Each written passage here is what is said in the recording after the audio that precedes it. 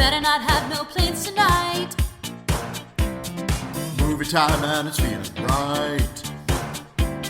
You're looking for a love that lasts. You'll find it at Romancing the Podcast. Ooh, ooh, baby, you had me at hello. Ooh, I love you. I know. Ooh, ooh, baby, you're the wind beneath my wings. Ooh, ah, I'll have what she's having. Thank you for tuning into Romancing the Pod. You had us at hello. I'm Paige Wesley. And I'm Todd Schlosser. And this week, Paige made us watch Wicked! So, Paige, I'm sure this is not the first time you've seen this movie or seen this story, maybe. Correct. But when did you first see the movie Wicked? I saw the movie in theaters when it came out. Yeah. My sister and I went and saw it together at Christmas because she could not find anyone who wanted to go with her, and I could not find anyone who wanted to go with me. I love it. And we both definitely wanted to go. I have sort of a funny story that connects to that. Okay. Honestly, kind of.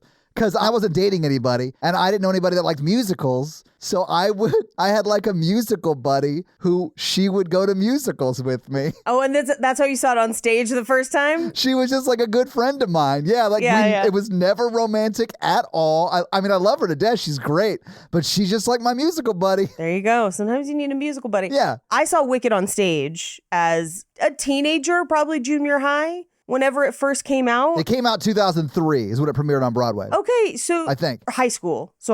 Young high school. Okay. It had done a Broadway run and then it came to San Francisco and they papered the world with commercials to go see it in San Francisco. Yeah. Specifically, the end of the commercial was the wizard will see you now. I still can hear it in my memory. And so my parents took two teenagers, because my sister would have been probably 13, I was probably 15, to go see it. Nice. Which, for those of you complaining Wicked is not a kid's movie, could have told you that shit, maybe do some research. Secondly, then I read the book, which is not for children. Well, yeah. Oh my God, it's not for children. We'll talk about it. Yeah, I mean, a lot of that's in this. No, it's not. Not at all. Well, okay, maybe not some of the scandalous, spicy stuff, but there's more stuff in this than is in the Broadway version. Not much, to be honest. There is literally, it's the runtime of this movie is longer than the entire stage production. Yes. There's more in this. It's honestly, story-wise, not though. The parts that they've added are just longer visual sequences, and you'll notice they break the songs up. I know, it's terrible. It's the one thing I don't like about it. I keep the songs together. That's my only note. But listen, that's a very small note on a movie that I fucking loved, and we'll get into it. So, yeah. Yeah, of course. But it's things it's things that they couldn't do in the play. So things like the balloon, you can't really do that on stage. So that sequence is 10 minutes long. Yeah. And is not in the play. The Ozdas ballroom sequences are much longer than they are in the play, but they are essentially what happens in the play. The play had a shorthand for it. It's just everything's elongated. Right. None of the extra stuff in this movie is from the book. Fair. Yeah, I haven't read the book. The book is fucking wild. We'll talk about it as we go. For those of you book nerds out there, I will talk about the tiger when we get to the Ozdas ballroom. Don't worry about it. I will cover it. But then I also read there is a sequel. I actually liked the book's sequel better. I think because I had never seen it as a play. I saw the original as a play and then read the book. The book is very, very different. And you're oh, I think I liked the play better. But then the sequel, super interesting. And there wasn't a play that I saw first. So I like the sequel. Personally, and I will try not to spoil anything from the second half for those of you who haven't seen it, right? Because there are some people who have only seen the movie. We're not gonna, oh no. Right. Okay. I just want to try. We might not succeed. All right. I'll try. We can figure that out. I mean, I think that there's some things that we can allude to maybe because they're also in a very famous movie just called The Wizard of Oz. So sure, things like that, obviously. Yeah. Which that is my biggest pet peeve of what's going on right now. I love the second act of Wicked. It has some of my favorite songs in it. Me too. And people are sad because it's kind of a downer. Maybe, but it's also so good. Yeah. So good, and does set up the book sequel, oddly enough. But there are so many fucking people online right now who are mad that it's not a kids movie. And I'm like, spoiler, musical does not automatically equal children's film. I'd argue that this is largely not a kids movie if you're paying attention. Thank you. Yes, agreed. Same. It's a teen movie, sure. You could absolutely take a teenager to this, but this is not for children. And I'm going to argue that the original Wizard of Oz, also not for children. And thirdly, The Wiz fucking terrified me as a child. Wait, the movie The Wiz? Yes, because of the subway guys. That really freaked me out until literally this year when I had a day off and Jake was off and I got blazed and The Wiz was on Netflix and I had a grand time. Honestly, fucking love The Wiz. It's great. But scary as a kid. Maybe none of these are kids' movies. Thank you for clarifying what made it scary for you as a child. Thank you. It was the subway monsters. Yeah. But the online discourse about this movie, the new one, is driving me nuts because there's so many people who don't even know or understand the original Wizard of Oz. Yeah, I mean, that movie is very old. I could see people just having missed it because it's so back in the lexicon. Oh, no, that's not the problem. The problem is they've seen that one and are mad that this is different. And I'm like, first of all, different story, different movie, revisionist literature. Yeah, it's not different. It's just like a different story. It's a different story. Yeah, I mean, it takes place in the same universe, but that would be like me getting pissed because I saw Return of the Jedi and I was like, this sucks. Right. This is nothing like The Phantom of the Menace. Right, exactly. And the one explanation I have heard that I actually feel like really resonates with me is that the original Wizard of Oz film is from Dorothy's point of view, and this is what really happened. So Dorothy only has one perspective of what's going on and is acting only on the information she knows. And this is what's really happening, which I love that argument. Yeah, Paige, Dorothy is more or less middle America stand-in. Yes, 100%. Only listens to one kind of propaganda and is being used as a tool in that movie. Yes. I can't think of any kind of allegory that could be recently, but it is the statement of at least this movie. I don't know that that's what they intended with the original one, but no. But here's the thing. It's that's what revisionist literature is all about, and this isn't the first time revisionist literature has happened and we have enjoyed it, right? Oh no, this is awesome. I vastly prefer this to the original movie. Are you kidding me? Although I will say I have been watching some videos of the original practical camera effects they used in the first one. It makes me want to watch the first one because whatever. Yeah, it is impressive what they're able to pull off with that technology, you know? Yes. But things like Hook is revisionist literature, and we all love Hook. Come on, guys. That's what this is. But there are so many people who are mad the slippers aren't red. And I'm like, the slippers in the original weren't even red. That's just Technicolor. What the fuck? But I mean, okay, whatever. I mean, maybe she doesn't have them yet. Maybe that's a thing that happens. What are you saying? No, it's not, because they're not red. They're not red in the... Sure. They're not red in the original Wizard of Oz even. They were Technicolored after. You can see the slippers at the Smithsonian. Oh, yeah. They silver. Yeah. They're silver. They've been silver the whole time. They're silver in the original Wizard of Oz book. They're silver in these books. And people were having meltdowns about it because they're not red in the second one. Spoiler, I guess. But it's because they've never been red, right? Yeah. Things like that. And then people are mad that in this, I guess I'll have to go into the, fuck it. People are mad that two characters have sex in the second movie. And I'm like, how dare you get angry about two openly gay actors pretending to be in love? That is musical theater tradition. Don't rob this from us. It is our culture. Fucking stop. So mad. I loved this movie. It's great. I think they did a really great adaptation. Yeah, I loved it. I thought it was amazing. And say what you will about the people who are just acting in this movie, and aren't singing, they're not there to sing. But for instance, Peter Dinklage, man, he is the GOAT in this movie. He does such a good job as the GOAT. I actually just loved that for him. I was like, this is hilarious for me. He does a great job. I also like Shen Shen and Fanny, who are Bo and Yang, and I forget the other actress's name, but Galinda's two friends. Yes. And they are an amalgamation of characters in the book that have much more troubling stories. The book is a lot, y'all. Do not buy it for yourself. your children. It is, if this is PG, the book is maybe X-rated. It's a lot.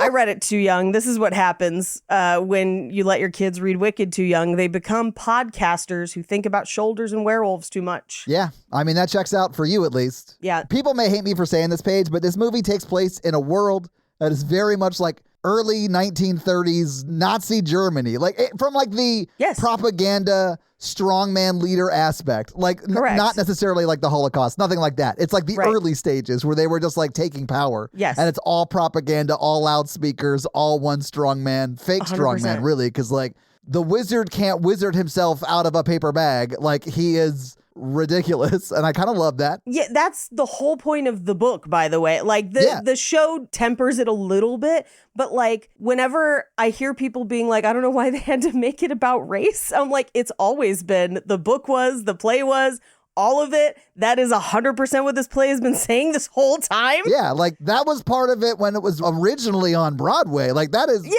Yeah, that's been out forever. And people being mad about them casting Cynthia Erivo is nuts. The first Elphaba I ever saw on stage was played by a Black woman, and she did great. It was so good, and it like made such a difference for like the play. It's a whole thing. Anyway, but like, yes, that is what the play is saying. It's been saying the whole time. But when I saw it in theaters, like the movie, a woman behind me was like, I saw the play, but I don't remember all this animal stuff. And I'm like, that's the whole play. Like, what? But Paige, it's because they were people in animal costumes walking around the stage. So like in her mind, she was like, I don't know. There's like a bunch of people at school and like half of their teachers are furries. I don't know. Yeah. I do think it's funny that Galinda, and it's like this in the stage play too, or the stage production too, she's like the most self-aware narcissist. Yes. I really thought watching her in this movie, it was like watching Regina George be nice like 40% of the time. You know what I'm saying? Yes, absolutely. And they did add songs in the second part for Galinda. I have heard them. I do have the soundtrack. I do really like them, and I feel like they fit. The first time I saw this, I felt like Ariana Grande was doing a Kristen Chenoweth impression. And that has softened in watching this more times and seeing what I have seen of the second one. Fair, okay. Where I do think Ariana does kind of make it her own. I didn't get that vibe. And I really like Chenoweth on stage. Like, I think she does an amazing job in musicals.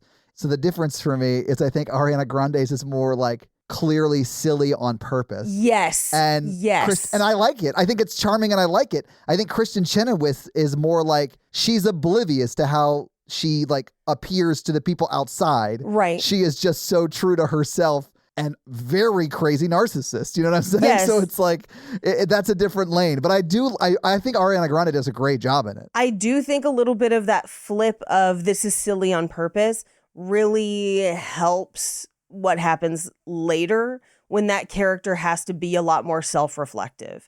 And I think that will play out really, really well in the second half. Yeah, I'm interested to see how it flips in the second half, because obviously it gets darker in the second half. If that's really not dark. Clear by the end of this movie. But that's why it's good. It's so good. Some of the best songs are in the second half. I know everyone loves this half, and this half is great. It has great songs. But the second half, embrace the darkness. It is great. I love that they put Menzel and Chenoweth as some of the Emerald City players. Yes. It was really cool that they put like the ladies who made it famous on Broadway in this movie. Well, and then they gave the wickedly wonderful Adele Dazeem a chance to sing her Defying Gravity run in that just like, like, oh, okay, cool. They let her do it. Yeah, it was great. Yeah. And they didn't even have to make her get green every day. I bet she was grateful for that. Yeah. I saw a time lapse of them doing that makeup on Cynthia Erivo.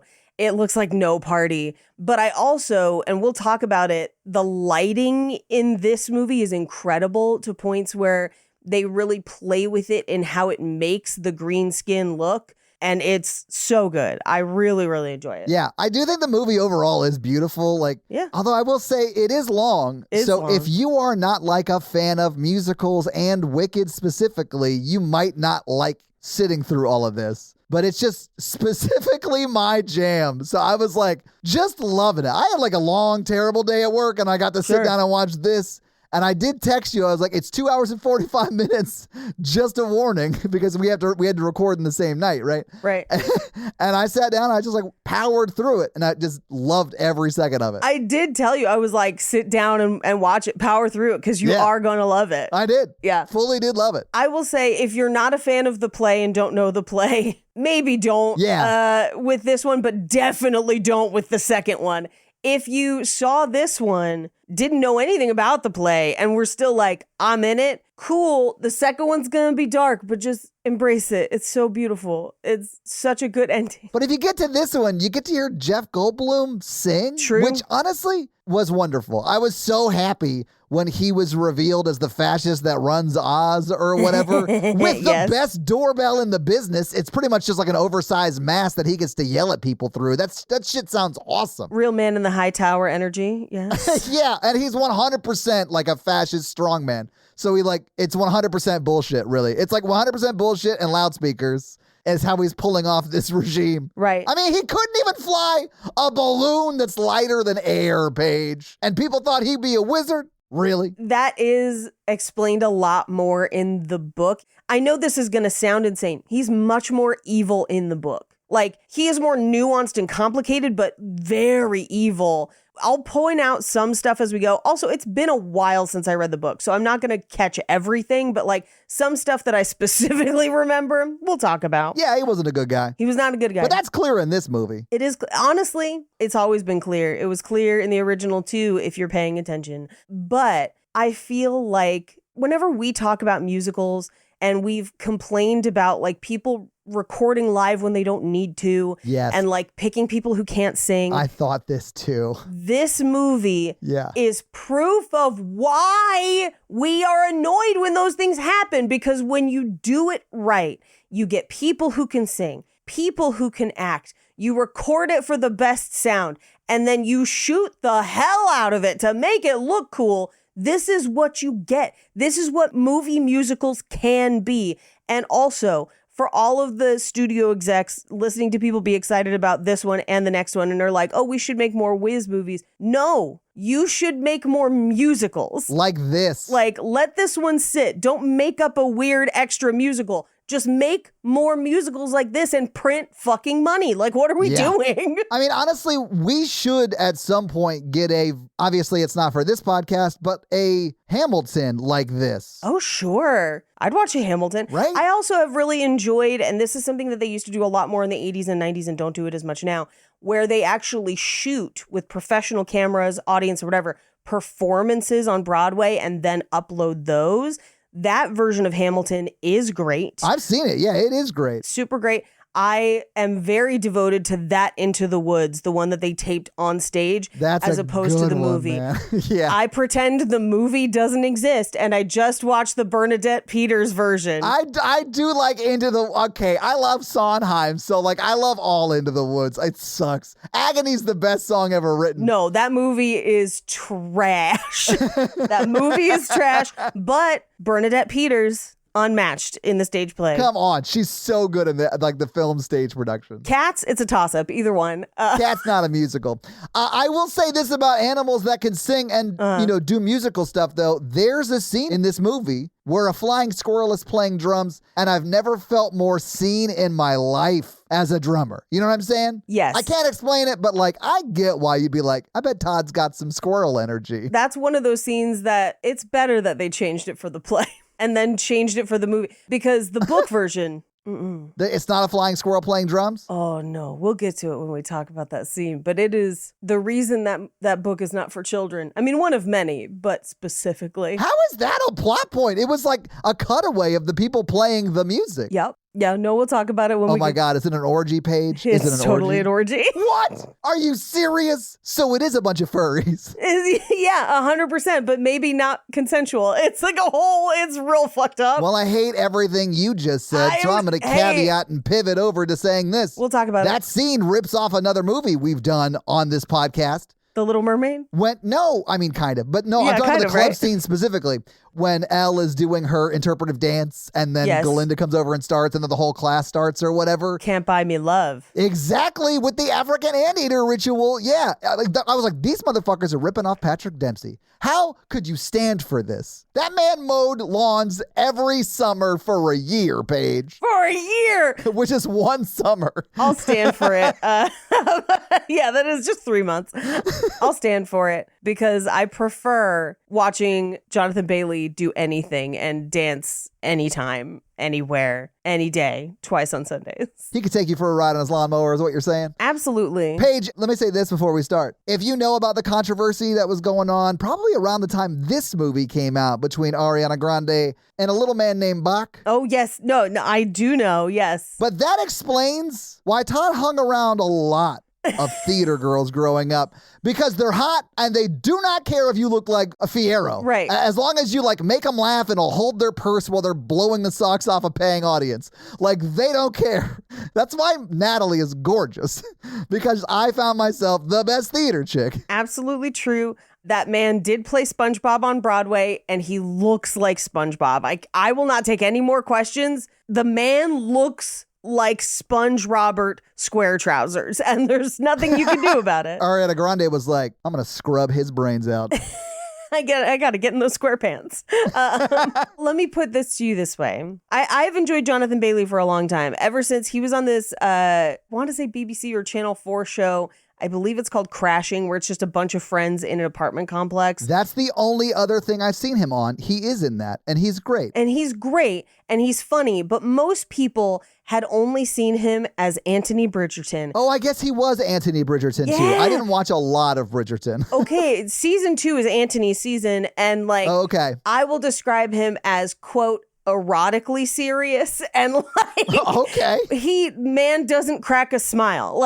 He's so serious, and he's always just like, you are the vexing of the whatever, and you're like, okay, just shut up and kiss her or something, please.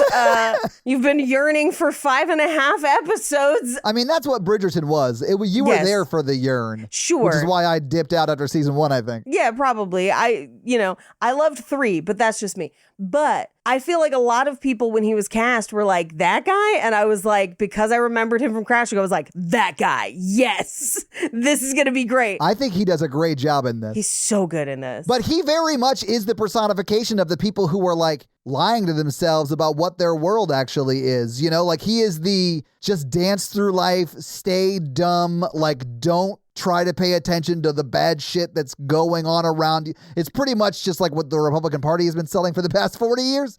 And he does such a good job in that role, though. He's very charming with it. He does great arc in the second half, for sure. Yeah. I'm excited. I mean, when it becomes a problem for them personally, that's when they start to notice. That's the problem. Here's the thing. I will say that Fierro definitely starts to notice and starts to take action in this movie. He does. I will say that, yes. Galinda is definitely a person profiting off the system and being like, oh, I'll change the system from the inside. And you're like, by doing what? And then she's like, I'll think about it.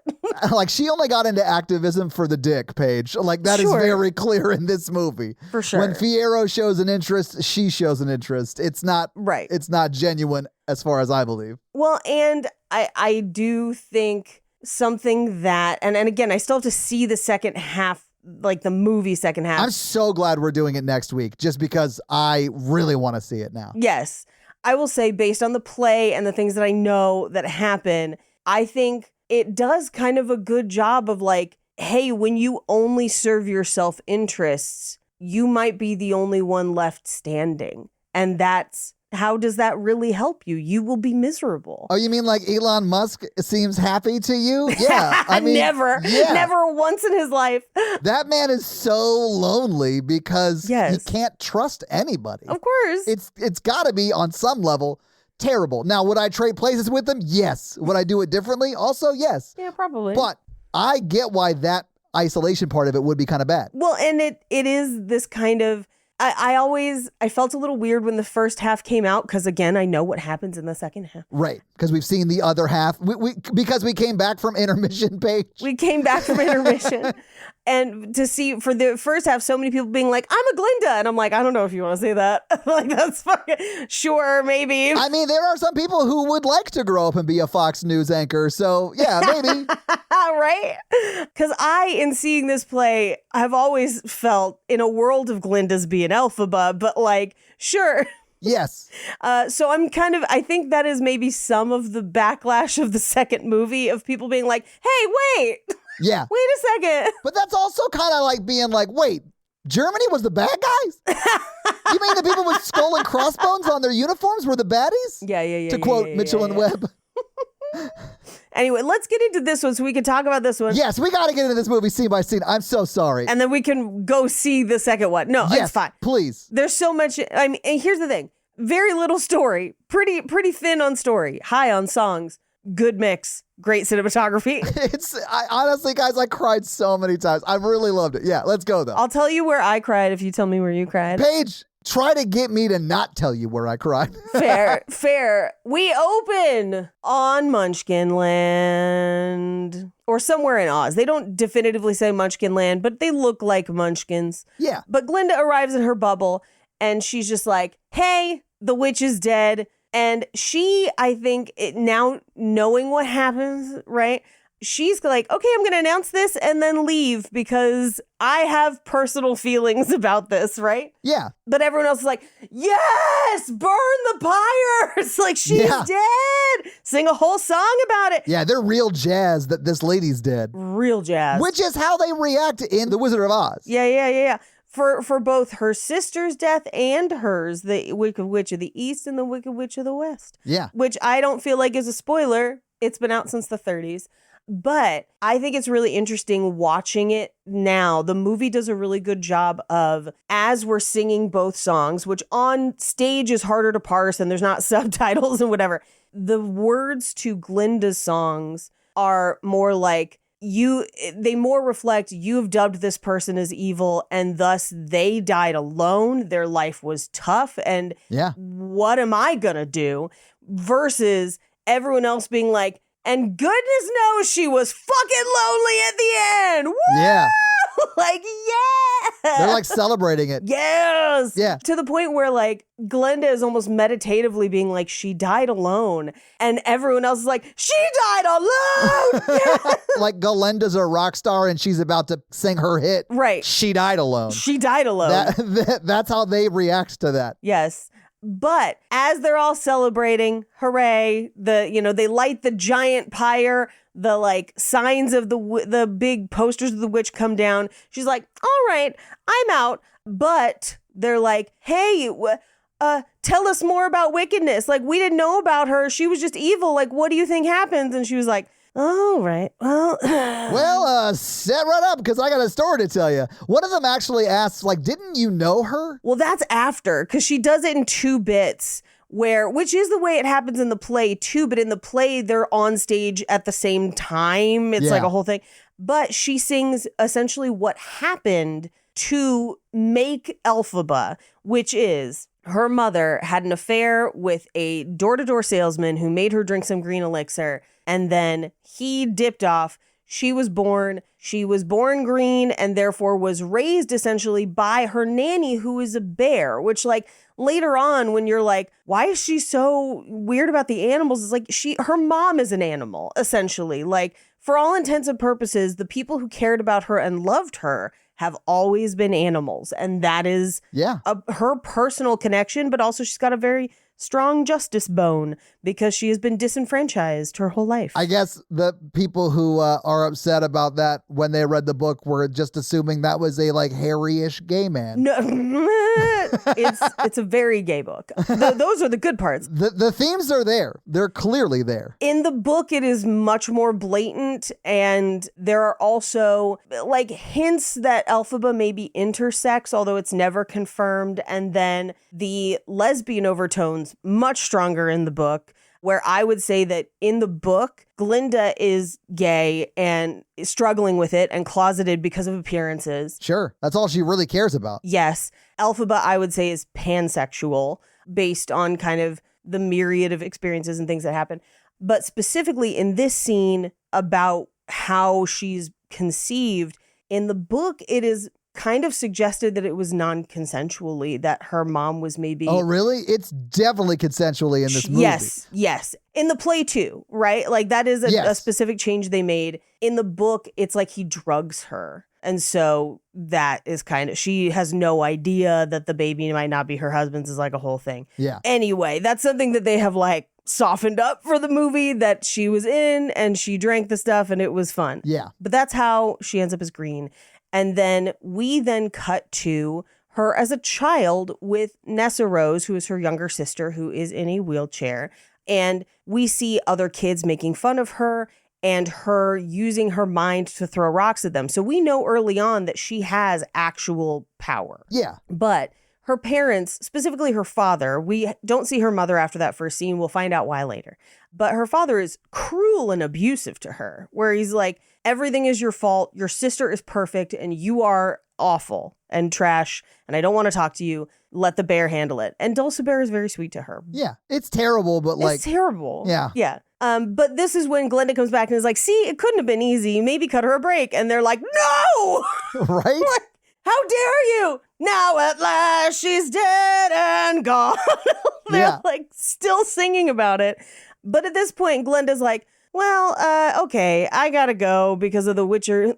Well, not The Witcher, but imagine the movie. Oof, right? I gotta go because of the wizard's unexpected departure. A little bit of an Easter egg for part 2. But this is where a girl pops out of the crowd and is like, is it true you were her friend? And it's like, okay, snitch. Like, right? What? Like, jeez. But hey, good on Glinda for not like denying it like Peter did. Right. She owned up to it immediately. She was like, yeah, I was her friend, kind of. Let me tell you the tale, right? And that's where we get... I mean, she kind of like one time in college. Right? But yes, she's like, our paths did cross at school. Cut to Shiz, where we kind of meet the whole cast of characters that we're going to be dealing with for the next 2 films. Yeah. So we meet Bach right off the dock. He is a kid from Munchkin Land who is immediately obsessed with Glinda. And she's not mean to him. She just doesn't think about him at all. No, which I thought it was interesting because he's from Munchkin Land and she's looking up at him. Well, yeah, because she's very tiny. Well, and here's the interesting thing. All the Munchkins in these movies are very stylized in a specific way so you can pick them out. Yes. But they're not small like the original Wizard of Oz. Right. Which is kind of a book thing where they're not necessarily small in the books. Like some of them are, they're kind of like hobbits where like they are maybe smaller than like the, I would say, general average person just on a like rating scale, I guess. But they're not necessarily remarkably small, if that makes sense. So like a tall Munchkin dude's like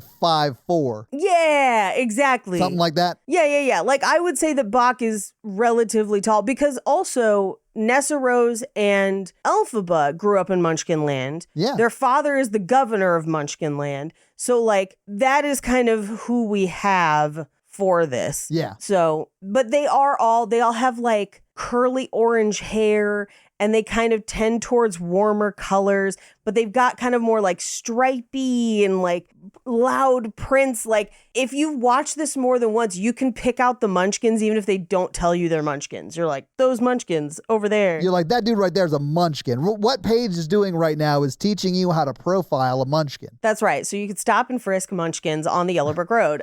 But those are your Munchkins. Bach is a Munchkin. And he's about Glinda's height, I'll say. Like, give or take. She's in heels, but like, you know. Yeah. And she's just kind of like, oh, nice to meet you. But, you know, strangers are just people I've never met. Ha ha ha. And then just walks away, which is great. Yeah. She's wonderfully narcissistic. Yes. But this is where Elphaba arrives with her sister and father. But Glinda notices Elphaba first because she is green.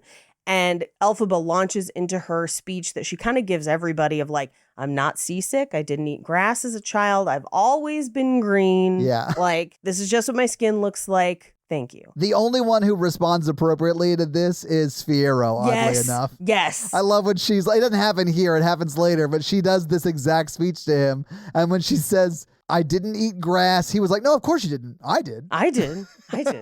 Fiyero is one of those characters that is way more empathetic and enjoyable in the play and the film than he is in the book. Well, I don't know. We'll see in the you said the play and the film. Sorry. Yeah. Yes. I want to see where he goes because he is like kind of just wonderfully aloof most of the movie until the like one or two times he's like getting into the activism stuff.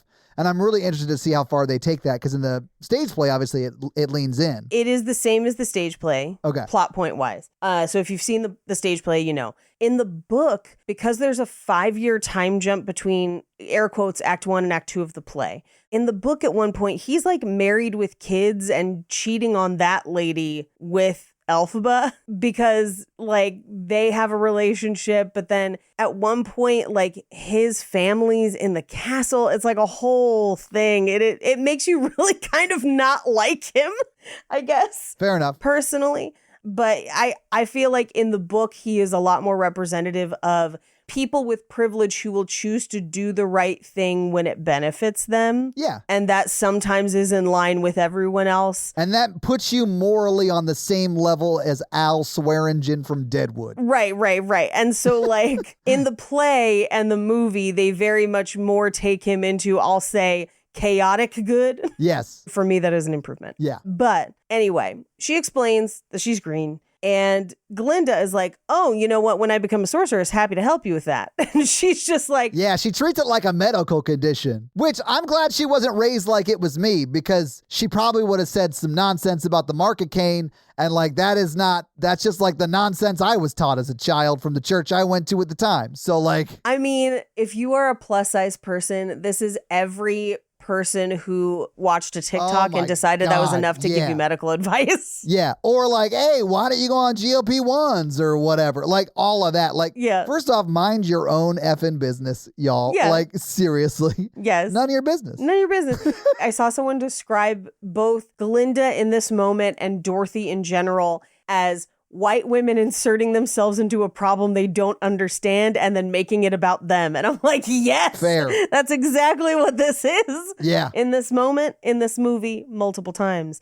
And I do love that Elphaba calls it out. She's like, so you're helping someone you don't know with something you know nothing about, with skills you don't have. Cool. Great. Thanks for this blank check I'll never be able to cash. Right. I do appreciate that, like, in this moment and in many moments, Elphaba is just kind of like, I'm green. There's nothing I can do about it. I accept it. But then they also show the cracks sometimes of like, oh, but it'd be easier if I wasn't. And then when it finally comes down to it and she maybe has the choice to not be green, she says, no. This is who I am, and I will use my wish, air quotes, to help other people. So yeah, that's one of the points I cried, like for sure. Oh, sure. But that didn't happen now. It happens way later, but still. It happens way later, every time. But in this scene where we're like getting to town or whatever, or the school that they're going to drop Nessa Rose off at, yes, like we are seeing everyone other Elphaba because of her greenness, but also aggressively accept and sort of infantilize Nessa Rose for the thing that makes her othered, which is her inability to walk, you know, because she's in a wheelchair. Right. And it's like we see Elphaba, who has just been like talks to like her greenness was a medical issue. Right. We see her like reacting to that. Right. Them accepting the other othered person instantly. Right. And it's like, she's not mad at Nessa Rose about it, but it's heartbreaking for her. And she does such a good job conveying that. And the filmmaker like does a great job of capturing that and making sure we get a shot of it. Like I was just so kind of heartbroken immediately out of the gate for her. Oh, yeah. Well, and there's even the point where she turns to Nessa Rose and she's like, I'm sorry, I shouldn't have like spouted off like that. Yeah. And Nessa Rose says, yeah, you shouldn't. And as opposed to like, hey, they shouldn't have been mean to you. Like, no, Nessa Rose is like, yeah, bitch, this is my new life. Yeah. Which if you're not familiar with the second half, I don't feel as bad for Nessa Rose later. Right. You know, Nessa Rose makes some very hurtful decisions in later parts of the play. Yeah. But do you want passion? Do you want tension? I know you want action. Danielle L. Jensen's saga of the unfaded duology is complete. Duology, that's two. double the fantasy, double the fun. It's ready to be your next great fantasy romance binge. Saga of the Unfated is a Norse-inspired fantasy romance duology, again that's 2, from the best-selling author of the Bridge Kingdom series. Book 1 is A Fate Inked in Blood. You'll fall in love with Freya. She's a shield maiden with a secret gift, and her forbidden love interest, Bjorn. You know we love Bjorn. She's blessed by the gods and battles to unite a nation under a power-hungry king, while also fighting her growing desire for his fiery son. Remember when we talked about Bjorn? It's Bjorn. Then, experience the epic conclusion to their high-stakes saga in book number 2, A Curse Carved in Bone. That's like one of the hardest places to carve things. I mean, while the bones are still in your body. Like outside your body, I'm sure it's fine. A Curse Carved in Bone is about a shield maiden. That's Freya. That's our girl Freya. She's going to fight to break the shackles of prophecy in this searing conclusion to the Saga of the Unfated fantasy romance duology. Because trilogies are for nerds, yo. It's captivating, it's sexy, or at least that's what Elise Kova said to USA Today, and she's the author of A Deal with the Elf King, so you know she knows what's up. A Fate Inked in Blood and A Curse Carved in Bone are available now everywhere books are sold. So wrap yourself in a cozy blanket, get yourself your hot drink of choice, and curl up with Saga of the Unfated. Thank you to Aura Frames for sponsoring this show. That is correct. The hidden gem, which has become the favorite gift long after that wrapping paper is gone, everybody. That's right. It's pretty much the season for gift giving. So why not give the number 1 rated gift? We're talking about the Aura Frame. It has unlimited free photos and videos. Indeed. You can just upload photos of your loved ones and then give somebody the frame, and they just see those photos and videos on a rotating basis. That's right, because you can preload that frame with photos before it even ships. How is that for friggin' personal? It's really, really good. You can share photos and videos effortlessly. It's perfect for, new grandparents, or you want to give something to your loved ones this holiday season. And yes, there's a gift box included. Every frame comes packaged in a premium gift box with no price tag. Now, see, that's good, because if you're like, I forgot about the holidays, I need to ship something fast, but it's going to look impersonal, it's going to arrive in a big brown box. No, it's going to arrive in a beautiful gift box with no price tag. So don't wait. Win the holidays now with Aura Frames. For a limited time, you can save on the perfect gift by visiting auraframes.com to get $35 off Aura's best-selling Carver matte frames, named number 1 by Wirecutter. Wow, just use the promo code HEADGUM at checkout. That's AURA frames.com with the promo code HEADGUM.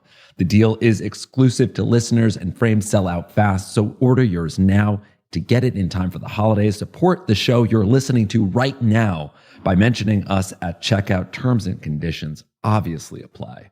Thank you, Aura Frames. And thank you, listener. But anyway, she takes Nessa Rose to the quad so they can see kind of like the initial commencement would be the end, the like welcome ceremony. Yeah. But this is where we meet the teachers, including Dr. Dillamond, who is an animal.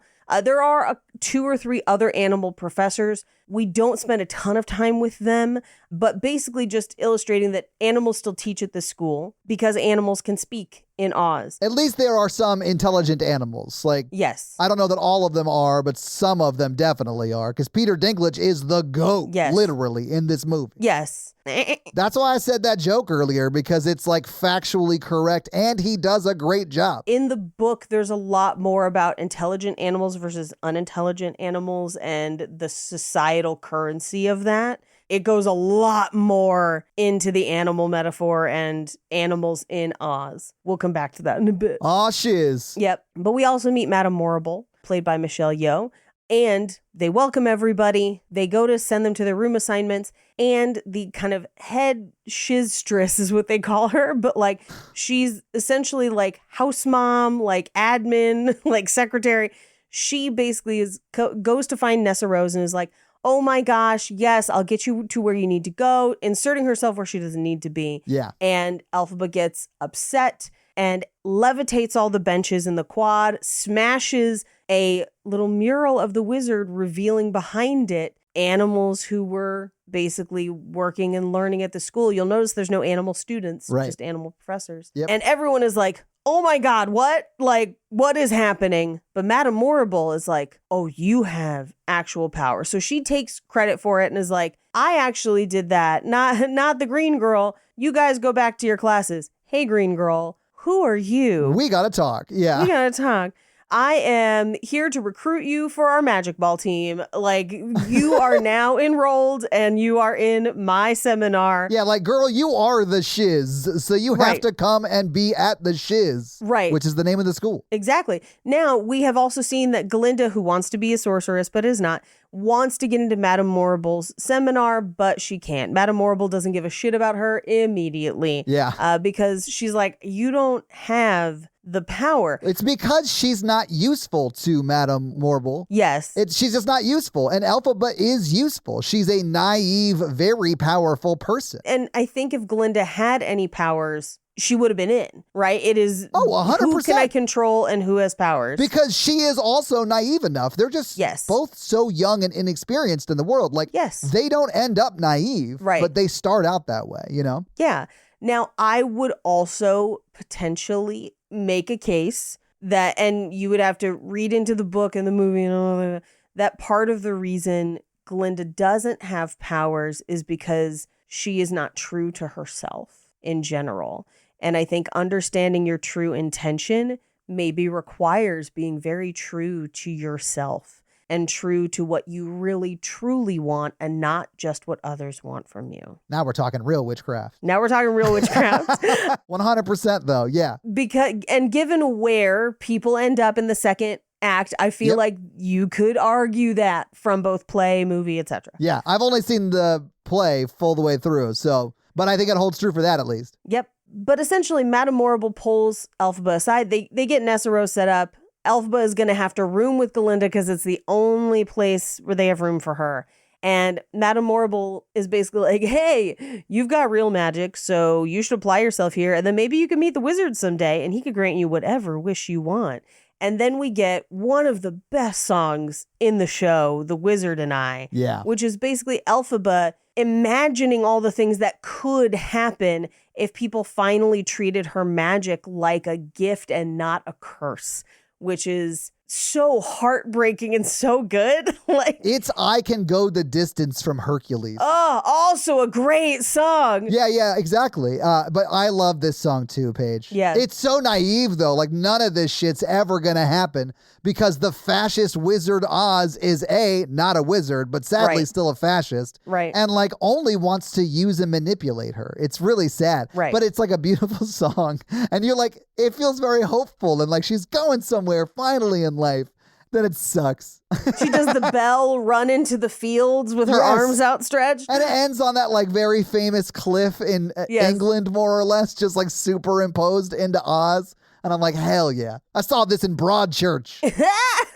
There's a whole bunch of stuff in this movie that is built sets and you can tell. Yeah. And one of them is in this song, she runs into like a little kind of a vestibule area that has like stained glass hanging, and she spins it so that when she sings, like, you know, would it be okay if I removed your verdigris? Basically, if I made your skin, air quotes, normal color, as she does it, it spins the red glass across her so that she does look like she has her natural skin tone, even with the green. Yeah. And heartbreaking. I know. Heartbreaking. I know. It does. It's so good. It's so good. Paige, it's so good. But she then goes back to her room because now she's at school. She's got a roommate. It's unfortunately Glinda, who is not treating her well.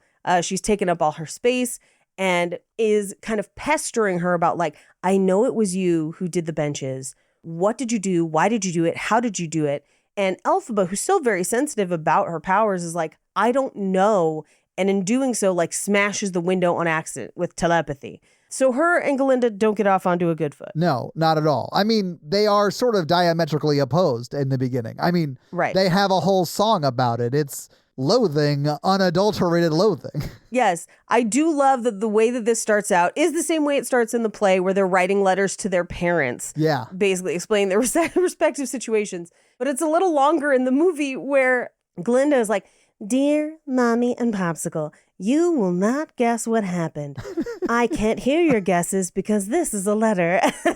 It's like that kind of stuff that is like deliberately goofy. Yeah. Love it. But then we do get loathing, which is essentially a montage of them kind of fighting with each other of like, I don't like you, well, I don't like you, and I don't like your face, and I don't like your voice, and I don't like any of it. It feels like the beginning of a enemies to lovers trope in a movie like The Happiest Season. 100%. It never gets there, and I'm not saying that Elphaba is definitely gay. Look, but Galinda does seem to have some feelings that are more than friendly. I'm going to say, in the book, it's there. It's there. Yeah, I mean, like in this, I haven't read the book, but yeah. And I would say in the play and in this, they're like, wink, it's there. Wink, wink. I did see somebody, he did like a screen grab of the new one, the second movie, and the flower, like the rows of flowers kind of like in Munchkin Land are in the colors of the lesbian flag in order. And I was like, love it. Thank you. That's amazing. That's what's up. That's what's up. I do love that in this movie, Galinda is like, they're like showing them picking on each other in school and stuff. And she goes, "It seems the artichoke is steamed," which I thought was a funny line. But Elle could have just responded with, "Well, why don't you eat me then?" Should have been like, "I want to so bad." I know. Like, listen, I mean, yeah. That's the subtext, Paige. The subtext. The subtext. Like I said, Fox News anchor, right? Like, she's blonde. I know. She has no real moral conviction. I know. Maybe in the closet.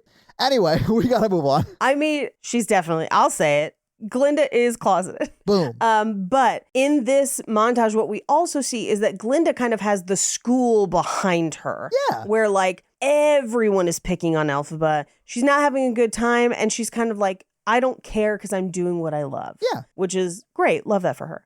But this is the first time we go to Dr. Dillerman's class. And he is giving essentially a little bit of a lecture of like, hey, back in Oz, animals and humans lived together. And like, we all talked, we held colleges together. Like, animals are intelligent and they speak for a reason. And Glinda keeps interrupting because he, air quotes, won't pronounce her name right because he physically can't because he is a goat. Yes. And she's a real bitch about it. Real bitch about it. Yeah. And Elphaba steps in to be like, hey, can you lay off of him? And as that's happening, he goes to flip the board, and on the other side of the chalkboard is written, "Animals should be seen and not heard." So we've been getting some rumblings of like, yeah, more animals used to teach here, and I don't know why that is. And now we're getting like full-blown racism against the animals. Yeah. This is a problem. They are now an enemy of the state to be eradicated, and we will come back to that in a little bit. Honestly, pretty soon we come back to that. Yeah. Because this is the first time you see it really with the whole animals should be seen, not heard or whatever. Right. When the next time this happens, like he's getting arrested. He's getting arrested for teaching, which again is something Nazis did, is arresting intellectuals. Yep. But this is where she has kind of like built a friendship with Dr. Dillerman where she's like, I'm so sorry, that should have never happened to you. And, you know, he's like, why don't you go with your friends? She's like, I don't really have any friends, but I want to be your friend. Yeah. We then cut to her working on her magic with Madame Morrible, who then brings up that scenario to trigger anger in Elphaba, because she knows when Elphaba is angry, that's when the magic kind of comes out. Yeah. We will later find out that Madame Morrible has been involved this entire time and like is selling out the animals that work at her school. Oh yeah, she's terrible. She's awful. Yes. They're literally just manipulating her like the whole time. Yep. Until it's revealed, and well, it's not necessarily revealed. She catches on. Like she's just smart about it. Right. And calls it right away. Right. Because after this class with Madame Morrible, she's walking and she sees Dr. Dillerman leaving after school, and she follows him and happens upon a secret meeting between him and the other animal faculty at the school, yeah, where he basically reveals some animals are disappearing or leaving Oz, and some of them are essentially losing the ability to speak. Yeah. Just either, because they are scared or because they've been imprisoned, who knows, but they're not speaking anymore. And Elphaba makes a noise so they know that she's there. The other faculty run, but Dr. Dillerman stays behind and basically tells Elphaba what's happening. And she's like, well, we got to talk to the wizard because he would never want this to happen, right? And I do love that Dr. Dillerman's like, yeah, sure. Sure. Dr. Dillon was alive for the beer hall putsch. Yes. So, he knows. Right. He also probably did read Dr. Oz's My Struggle. Right. Flying this fucking hot air balloon. Yeah. My strings that control the hot air balloon. Yes. So he knows that the wizard's not going to help, but I think he admires her optimism and desire to help. Yes. I think he's like, you're an idiot whose heart is for sure in the right place. Yes, yes. Just because she's naive, that she's new to the quote world. Right. So she leaves to go home. She takes the lantern, but is almost run off the path by Fiyero and his talking horse. I do love that he has a talking horse. Me too. That is very fun for me. That's not in the play. Great addition. But this is where he kind of finally gets a look at her and he's like, oh, you blended in with the foliage because you're green. And she's like, yes, I, oh my God. And this is where she says the speech again, and he responds to the grass part with, oh, of course you don't. I did. I ate grass. Yeah. I thought that was so funny. I'm not seasick. Neither am I. But, and it is more just you're green. And just acceptance. Yeah. And curiosity a little bit. Yeah, it is kind of like if Oscar Wilde wrote a bewildered idiot who was just fascinated by everything. Sure. That's the way Fiyero feels to me. Yeah. And so much as that I like him, but he is a bad character at the very beginning. He's very much just like, let's just not paying attention to the terrible things going around us because I've got mine and that's what I care about. Right. Like that's where he is. Right. And honestly, most of the characters we're following right now are. Well, and the thing to remember is they're also college kids. Yeah, exactly. They are young. They are inexperienced. And as they grow, they will take sides based on their internal moral compasses. This is more or less a how-to manual on woke. Go to the city, meet other people. Right. Yeah. But she is like, fuck off, because he offers her a ride back to school. She's like, no. And he's like, I've been spurned by a girl. There's a first time for everything. And you're like, oh, yeah, that's who we're dealing with. But we cut to school the next day where they're literally announcing his arrival because he has essentially been thrown out of every other school. Yeah. He's a fail son. Well, and he also looks like kind of Flynn Rider from Tangled. Like he's got that kind of energy a little bit, except talking horse, which is way better. Talking horse improvement. So I do love that Galinda's like, hey, I'm too busy to chat. I got to show new students around because I'm sure she knew he was a new student. Of course. And then she's like, wait, would you happen to be a new student? I also love when she comes up to him and she's like, are you looking for something or someone? And he's like, what was I doing? And she was just like, oh, and he goes, our first fight. Yeah. And I'm like, them together, don't think they should be together. Best friends for sure. But I don't think Galinda thinks they should be together outside of socially. 100%. Yeah. It is because it looks good for them to be together. And that is something that plays in the second act as well. Yeah. But this is where we get Dancing Through Life, which is Fiyero's song about basically who gives a shit about anything. Dancing through life, who gives a shit about Nazis? It's a beautiful song. Yeah. I kind of love that when they're walking into the library, Galinda's like, this is the book place. And there's the section for rare books, and we have medium rare books over there. And I was like, I love how dumb and silly they're making Galinda. I love it so much. I love it. There's the you're perfect, so we're perfect together, which is the ethos statement for their relationship. I will say, seeing this in theaters, the part that I found most impressive are the spinning ladders, because it is clearly a built set. It's got to be. Where people are, it's the only way to do it. And within the stage play, it's very much in line with the visuals of the stage play, but that's something they could have never accomplished on stage. Right. And so I feel like that's one of those great examples of okay, this is a movie. We have the ability to do cool visual shit. What would they have wanted to do that they couldn't do that we can do? Yeah. Perfectly used here. But This song goes on for roughly 20 minutes. It's a long one. It's a long one. Well, and they break it up, right? Yeah. This is why I was like, can we close out one song and get to the next? And here's the thing. It is this way in the play, but the scenes between are much shorter. They're like, yeah, they're quicker. Yeah. 2 to 3 lines max, because the first thing that happens is he's like, hey, we're all going to go down to the Ozdust ballroom. That's where we're going to go. And everyone's like, okay, cool. Meet there later. And then you're kind of like seeing everyone get ready to do that. So first we see Bach tries to talk to Galinda about it. And Galinda's like, you know what I would really love? If you asked that girl over there in the wheelchair and made sure she got to come to the Ozdust ballroom and had a date to go because she'll have a good time. Now, okay, hold on one second. Yeah. Remember, she's a narcissist. Correct. So she's doing this to get Bach away from her. Yes. Yes. Now, I do kind of think she also chose Nessa Rose because of the relationship to her roommate, who she might have a thing for. And this is kind of a nice thing for Nessa Rose on face value. I actually kind of think it's mean and could go very, very badly, So I do think it is not considering what Nessa Rose wants and creating a false sense of attraction there. There's like a whole... Yes. It's not great, right? Yes. And it causes some horrible shit in the second half. Right, but I don't think she's thinking that. I think she's like, I like Elphaba, and she's taking care of that Nessa Rose, and so it would be nice if she came along too. So why don't you be the reason for Nessa Rose to come along so Elphaba's not there alone?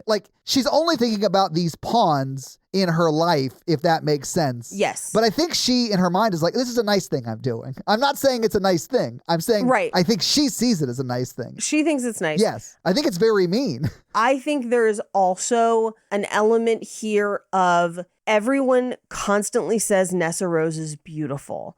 And it's because she's not green. That is part of it, where they're like, she's so beautiful. It's so sad that she's in a chair, instead of engaging with Nessa Rose as a person and trying to just understand who she is as a person and what she's like. Everyone just kind of paints her this way. And in the play, it's clearer. And I think they hinted it in the movie. She knows that Glinda asked Bach to ask her out. She knows that that's how it happened, but she likes Bach, and so she is willing to accept it anyway. And that becomes a much bigger snowball of a problem for later. But she, in the song, even once they get to the Ozdust ballroom, is like, I know that you felt bad for me, and that's why you asked. And he says, no, it's because you're so beautiful. And she, with full understanding of what happened, is like, great, then I'm going to take you at your word on that one. And there's a lot of bad actors in this. Yeah, and by that I mean people doing not nice things, not people acting poorly, because the performances are great. Right, exactly. Yeah. I also think there's something to the idea of if Elphaba had let Nessa Rose be, and if everyone had let Nessa Rose live her own life, she would have probably found someone who really liked her. I do think Elphaba is the only person who is trying to support Nessa Rose sort of and any kind of independence. Yes. Everyone else sort of infantilizes her because of her needing a wheelchair. Right. And this is something that comes back in the second half in a big, worse snowball of a way. But anyway, we also see Galinda getting ready. And this is where she finds a hideous hat that her grandmother or aunt, I think it's her aunt, made her. And she's like, I'd give it away, but I don't hate anybody that much. And her friends are like, except that one girl. Bowen Yang is like, oh, really? Oh, really? I love that he's in maybe 10 scenes for 2 seconds each. And steals every single one of them. I know, he's great. I love Bowen Yang. My favorite is when Fiyero comes up to him. He's like, hi. And he's like, hi, can I do anything for you? I'd do anything for you. It's so funny. And he goes, could you just move out of the way? And he's like, yep, that is anything. Yeah, I will do that. Yeah. The fun thing about that is he was just trying to get to craft services. They were done for the day when that was they captured. Just caught it on camera. Yeah, they just were like, well, I guess that kind of works. We'll just leave it. We'll just leave it in. But Elphaba comes home because she has talked to Nessa. And she, and at least in the play, it is depicted that Elphaba is about to confront Galinda about what she has done in getting Bach to ask her sister out. To basically be like, hey, you can't just fucking play with people's lives like that. Yeah. But she is met with Glinda being like, hey, you should wear this hat. I think this hat is very you. And like, you should absolutely come with us to the Ozdust Ballroom. Why wouldn't you? Like, of course, come. And like, I'm just glad that I could do something nice for your sister. I hope she's going to have a good time. Exactly. While giving her this hat, yes, in what performatively seems like a genuinely sweet way. Right. But we know because of the conversation with Bo and Yang, like, they're just going to make fun of her for wearing it. 100%.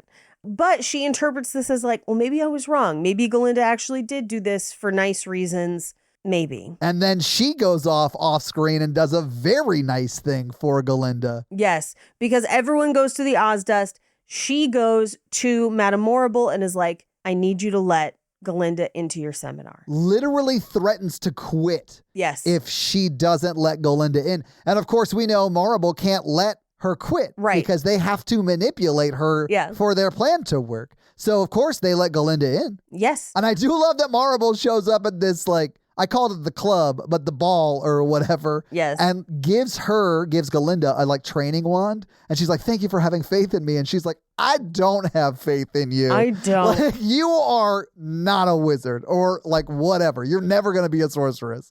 I only did this because I had to because of Elphaba. Also, that wand it looks like glass. And Galinda throws it like 4 different times. And you just hear it like clatter out of frame. It's really funny. But are you ready to talk about some fucked up shit from the book? Yeah, does it happen as Elle arrives at the club rocking the beautiful vintage witch look, complete with gifted pointy hat page? I hear the gifted pointy hats are much more powerful than the ones you buy yourself. Absolutely. You have to be gifted a pointy hat. If you buy one yourself, your magic won't work and you won't be able to lift and throw coins. If you buy it yourself, it's just a hat. Yeah. So in the book, the Ozdust Ballroom is the Philosopher's Club. And it is depicted as essentially a sex show club that mixes animals and humans. All right. Okay. And so they are divided. I heard about these kind of things when I live in San Diego. Like, apparently you could take the train almost all the way to one. Right. Just down to the border. But they split people into groups that are mixed of people and animals. And then it's about to get bad. They choose people at random. You have like a card, and like the card you are dealt is basically how you interact in the show. And so 2 of the students are engaged in a bestial scene with a tiger. So meow. Yeah, it's a couple different characters that I think are kind of combined into the Bo and Yang and friend characters, but it is a character named Tibbet, who it is implied is penetrated by the tiger and chained to the tiger. So he can't get free. And then the tiger performs other sexual acts on another student. I don't love this. No, I don't either. It's a weird inclusion in the book. That's why it got changed to the Ozdust Ballroom, because it's way better here. It's way better in the Ozdust Ballroom. And maybe be careful before you buy your kids those books. Just, warning you. Yeah, I've heard similar notes about a certain Stephen King book everybody loves. Oh, yeah. I feel like that one is maybe worse. I can't remember the name of it. I feel like that one is worse because it's multiple and children. At least in Wicked, they're college students. So, they are likely... I don't think we have to make a judgment call morality-wise on it's bad if these are good things or not. They're not. They're not. It's rough. Yeah. We don't got to stack rank them like it's a top 10 list. I mean, we could, but no. They're doing dances after Fiyero. He's, leading them in dances, but then Elphaba shows up and everyone's like, ew, your fucking hat is disgusting, which it's not. That hat looks dope with her outfit. She is living, guys. I kind of love it. Love it. I mean, but she also is, the iconic look from Wicked. So, if you've seen the stage play, you're like, yes, bish. Yes. Let's go. With the high shoulders, love it. Yeah. We love it for her. But she gets there and everyone's like, funny hat. And so they kind of back off her on the dance floor. And so then she does a dance by herself. Well, she puts the hat down and then does this interpretive movement to absolute silence. Right. interesting. She's a trendsetter, okay? Yeah. And then Galinda, and she does say like, oh, I feel terrible. Like these are the parts where you're like, man, like 40% of the time, Regina George is right. Like, it's like those moments. It's like, maybe I should attend the Regina George TED Talk on empathy. Like she might be right some of the time. And essentially it's because she's already found out that Elphaba did this really nice thing for her when she did terrible things to Elphaba, including her sister, right? Right. It now made her want to get a guest spot on like a Brene Brown podcast. Exactly. Right. So now she walks out and is like, and starts dancing along with Elphaba and doing the same dance, which they wave at each other the same way for the rest of the movie, which is very sweet. I really do love it. Like, I really do like that her friends try and peer pressure her out of it. Yes. And she's like, no, I want to do this. And I think that, and I'm glad you brought it up because it is something that is, I think, definitely in the movie. But like, I think Galinda is, or could be at least, a powerful sorceress, but she's not true to who she is. And she does, over the course of some of this movie, become truer to who she is. And I think this is one of those moments. Yes. I think she's like, I don't want to be a heartless, sort of terrible person that my friends are telling me to be in this moment. I want to be nice to this person who did a very nice thing for me. Right. Well, and I do love also that her friends are like, don't, what? Gross. She's fucking gross. Fiyero doesn't. No. Fiyero says she doesn't care what anyone thinks. Yeah. In an admirable way. In like, I admire that about her. Yeah. And Galinda is like, of course she does. Everyone does. She just doesn't want people to think that. But at the same time, it's like, I think she is being herself in spite of knowing that people won't like it. It's not that she doesn't care that people won't like it. It's that she is choosing to be herself in spite of that. Yes, I think that's what it is. I think it is her like, hey, look, I get that society thinks I'm weird, but I, at my core, am, quote, weird in your eyes. Right. And I'm going to be me, like that's just her vibe. Right. And I don't think she doesn't care how they feel about her, but she does not take on responsibility for it. Right. And I love that about her. But you do see her get emotional in this scene. She's like tearing at one point because of what's going on. Like, she feels it. Yeah, of course. But they dance together. Everyone dances because the cool person has said it's okay to dance. Exactly. It's like the, can't buy me love of it all. 100%. But then she and Galinda, Elphaba and Galinda run off. We then cut to them after the whole party, and they have kind of finally bonded over this and are actually learning things about each other. Yeah. And this is where she tells Galinda basically what happened and like why her father doesn't love her or care about her. And it's because in his fear that his next child would be green, he forced her mother to eat milk flowers day and night, which caused Nessa Rose to be born prematurely and killed their mother in the process. Yeah, which she blames herself for. She blames herself for. And this is another example of Galinda, I think, being a good person, where she's like, I get that that's probably your secret, but that is not your truth. Like, that is not true. It's not at true. all. That does not make it true. And I love that we get this reveal of this, I think, really deep emotional secret in this like game that Galinda is playing, where she's like, let's tell each other the biggest secrets we have. Right. And I'll go first. Fiyero and I are getting married. And it's just revealed that like she has yet to tell Fiyero that. Like, it's just she wants to marry him or whatever. That's not a secret. Right, because she thinks it'll look good. Yeah. But this leads us into one of the most famous songs from the play, which is Popular. Yeah. It's great. I love Popular. I mean, I prefer Mika's version, which oddly also features Ariana Grande. Yeah. Yeah. I mean, all versions of Popular are valid. Yeah, they're all great. I think that's what this movie teaches us. Exactly. But Paige, I do love that they do elongate Popular to like give us some like shots of them becoming friends and stuff. And Galinda teaches her like this movie's version of the bend and snap, except it's all about like hair flips, tossing your hair hard enough to impress Willow Smith. Yes. And I loved it. I loved it. This also has a ruby slipper Easter egg where I think the movie was like, we know you're expecting to see ruby slippers. So she actually hands a pair of them to Elphaba in this scene. Just as like, hold these. Which is I love it. Very funny. That is very funny. I actually, if we're talking ruby slipper Easter eggs, I prefer Cadbury. Personally, yeah. I mean, I don't really eat shoes. So you know what Quentin Tarantino would love? Chocolate ruby slippers that are filled with Cadbury stuff. No, I think what he would really love is the turkey in Thanksgiving, so he could take the little floofs off of each one of the toes and sample them individually. Paige, I guarantee you Quentin Tarantino went to that set one time. And I also guarantee you nobody knows where those things are. Or he was the one that put them on. For those, and also I realize that this is romancing the pod, and that is a horror virgin conversation. But like, you know what? Get on both, baby. Get on both. Go watch Eli Roth Thanksgiving. It might be his best film. Anyway, popular. She kind of tries to give Elphaba a makeover, but ultimately just gives her one little flower and just pink goes good with green. You're like, it does, doesn't it? I mean, it does. She's not inaccurate. Like, it's true. 2 of my favorite colors.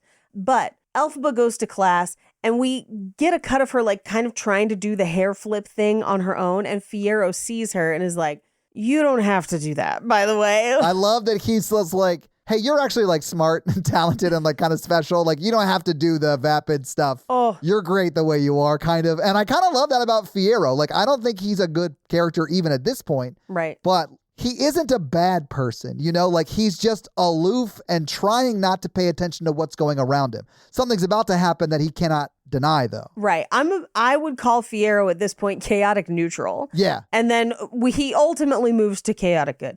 I will say nothing will stop a smart girl in her tracks more than the boy that she has a crush on being like, you're really smart, so you don't have to do that. Somebody did it to me in high school and never been the same. She slipped right off that chair, guys. Oh my God. No, it was in French 2, 3, and 4. We're all in the same class at the same time because literally no one wanted to take French. That should have been my sign. I should have taken Spanish.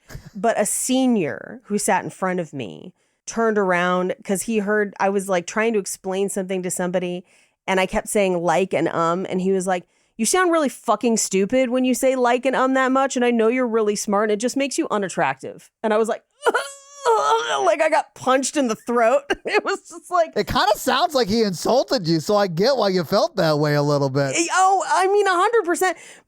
But insulted, but couched in the fact of, I know you're smart. Right, yeah, but like also validating your intelligence. 100, yeah.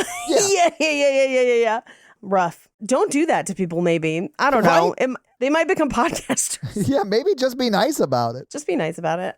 Anyway, they go to class, and this is the class where they show up, and Dr. Dillamond is being literally arrested, and they bring in a new guy who has an adorable lion cub in a cage. Yeah, because that's like they're literally removing an animal, and then the curriculum changes to... Here's why we have to put animals in cages, Paige. Like, because they'll never learn to speak. It's such a good metaphor for early Germany to mid-stage Germany under the Nazi regime. Absolutely. I cannot wait to watch the 3rd movie of this. I think it's called Das Bunker.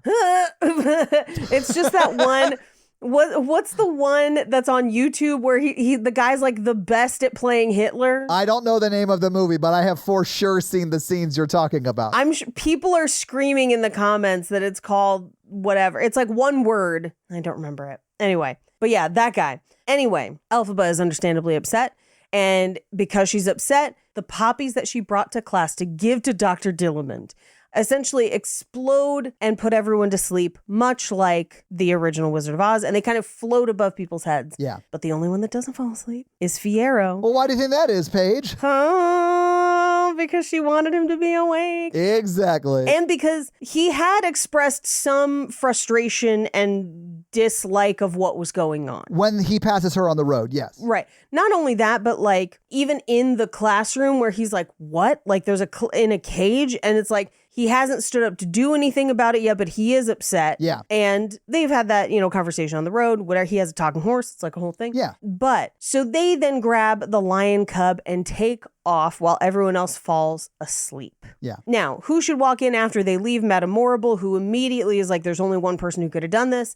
It's Elphaba. She goes and writes to the Wizard of Oz post haste. Yeah. She writes him just a short letter that says, she's ready. Please invite. Yeah. Oh, yeah. She's like, if you do not invite her, she gonna free all the animals. Like, it's a problem. Yeah. But so she and Fiyero basically stop at a pond to give the cubs some water. And she's like, hey, you could have walked away, but you didn't. And he's like, I was the only one that didn't fall asleep. What's that about? And she's like, I don't know. The flowers chose you or whatever. There's a munchkin. Stop and frisk him. Yeah.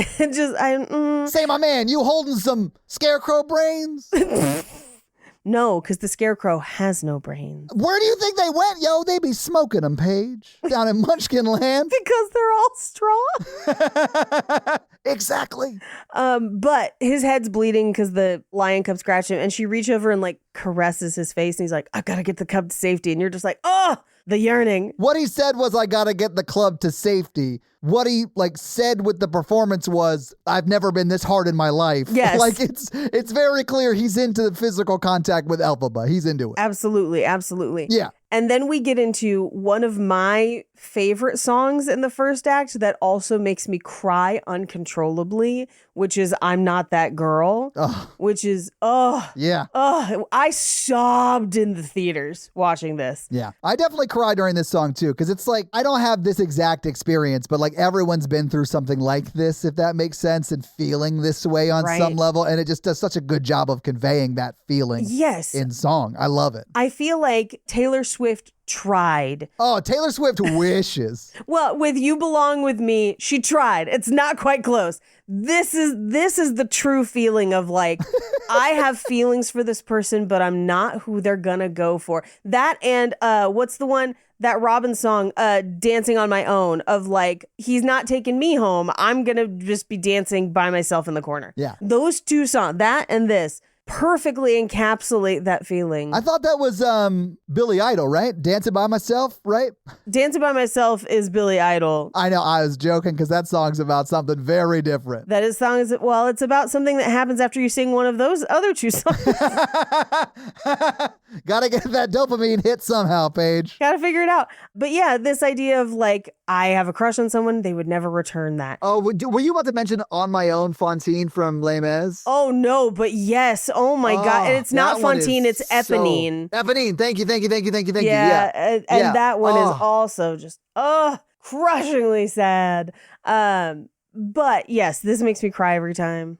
She basically is like, I'm not going to do anything about it. He's with Glinda. Glinda is who he wants. I'm not going to stop him from doing what he wants. Yeah, I'm not that girl. I'm not the girl who ends up with that guy. It's so sad. It's so sad. Anyway, we cut back to school where Madame Morrible's like, ha ha ha, you're back from doing what? I'm not going to ask questions. You need to go see the wizard. Here's a mechanical toy. It is very much like jingling keys to get her to the invitation and then choose Oz, more or less. Correct. So a train shows up to take them to the Emerald City. Now, I do think it's interesting that almost everything in Oz stops around the time of when the movie came out, and in some cases when the original book came out. This idea of like, it's all kind of Art Deco, it's all trains, it's all like pre-1940s, because that's what the wizard would have known, because that's kind of the time in which he's doing this. It looks kind of like The Great Gatsby on some level. A little bit, yes. I think that's the vibe they're going for, but I think a heightened musical version of that. Yes, because they get on the train and she talks Galinda into coming with her. They go together. In the book, that's a much longer thing where they share a bed and they talk about it.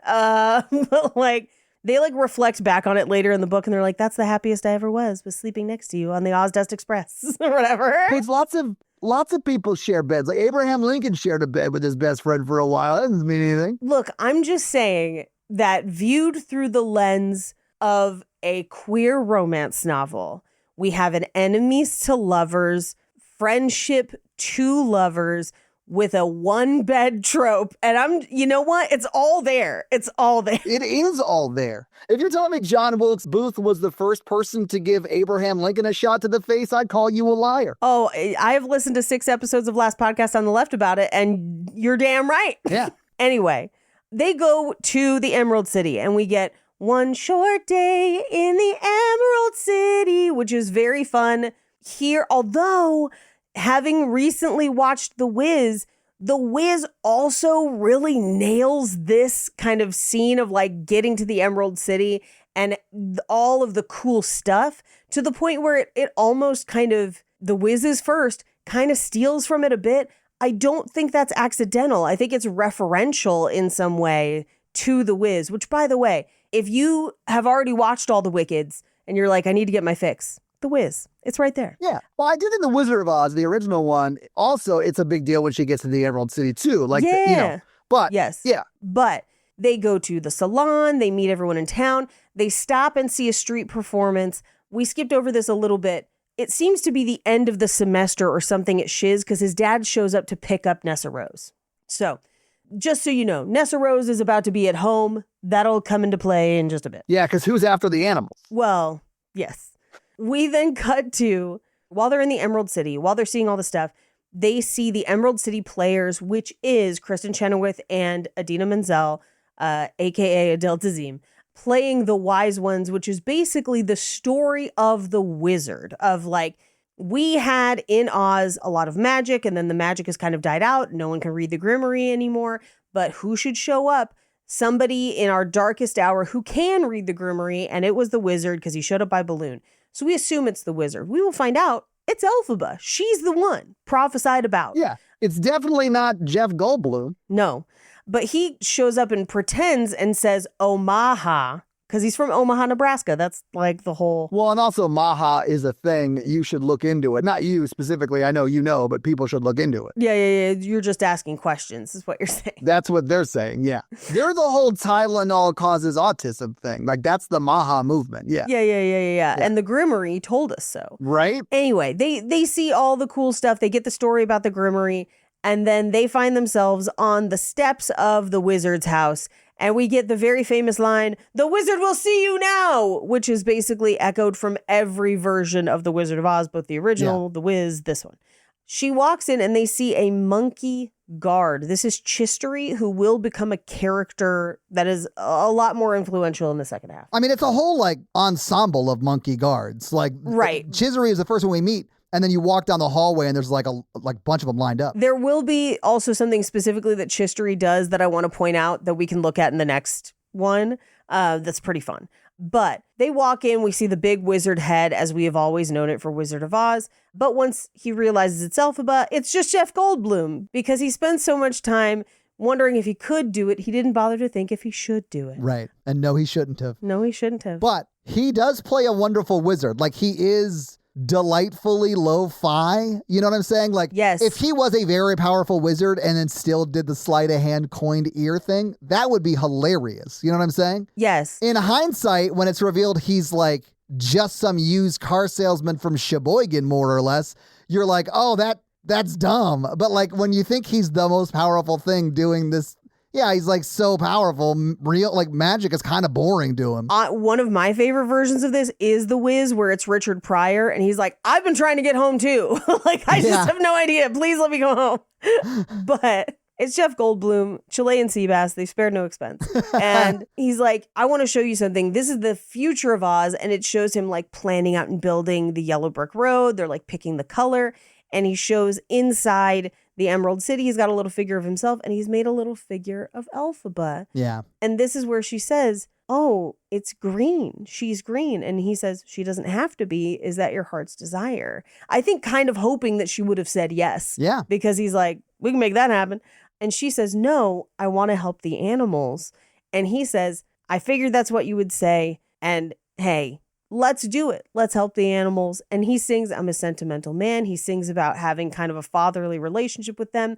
Unbeknownst to him, that is his daughter. Yeah. There's some debate amongst the different versions as to whether or not he knows the wizard character. In some versions, he knows more than others. I would say in the film, as we have watched it today, and mostly in the play, at this point, he does not know and does find out at a later date. But we know because we watched the movie. Yeah. Anyway, so he has this song, and then who should show up but Madame Morrible? Yeah. And she's like, "I couldn't miss your big moment." And she turns to Glinda and is like, and neither could you, I guess. Yeah, I love that she shits on Glinda. She really hates Glinda. I know, she hates her. But it's because she's not yet useful to her. Right. But this is where they introduce the Grimoire. And Glinda's like, can I touch it? And they're like, no.